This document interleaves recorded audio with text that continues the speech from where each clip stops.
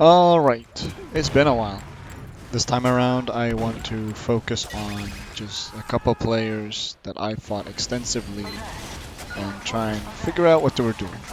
Let's just try and explain what they were doing, why, and see why I failed and why I succeeded. Alright, let's take a look at these pyros. I see one of them, I shoot, the other one peeks, gets level 1 stabbed. Looks pretty normal, right? But then we look at this, and I have no idea what just happened. So let's try and break it down. So here, at this point, the pyro is just holding W, then he realizes he has overshot, and now will start to strafe towards me. Now we're both stuck on the wall, so I change directions, and he holds S and turns, and gets stabbed.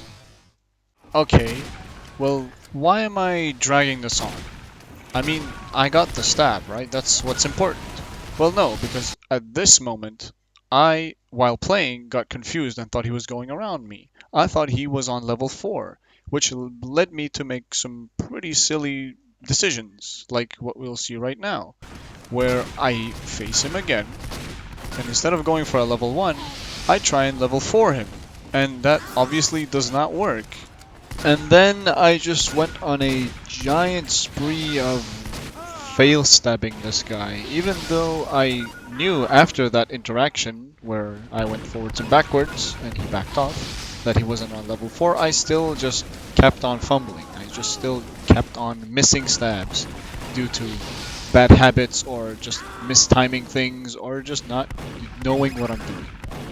But the good thing about this series is that you can watch this and learn from my mistakes and prevent yourself from making the same mistakes as I do. Moving on, let's take a look at this player. I see him, he starts strafing left and right. I go for a 3/1 and miss. No big deal.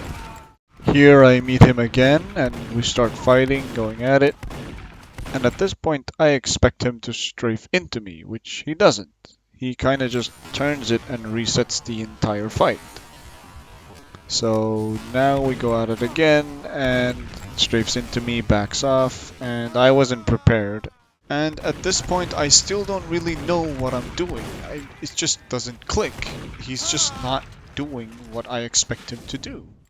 But then I run into him again and I notice that he's juking and going right at the same time and then compensates with a longer strafe. And he crosses me over here and I fail the stab.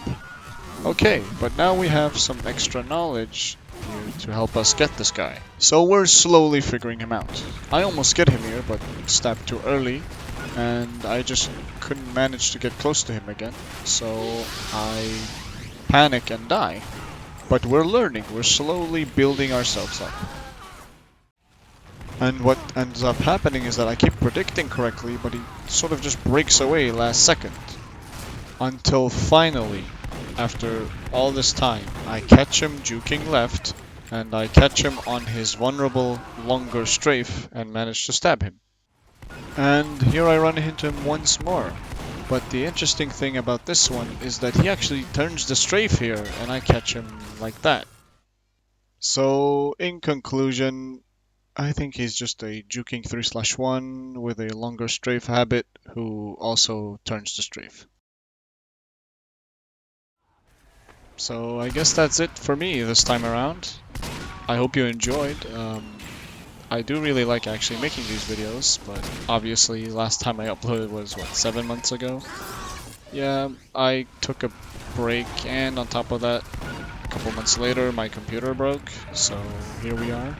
But I do kind of want to get back into it, at least stay around for a bit longer than I did before.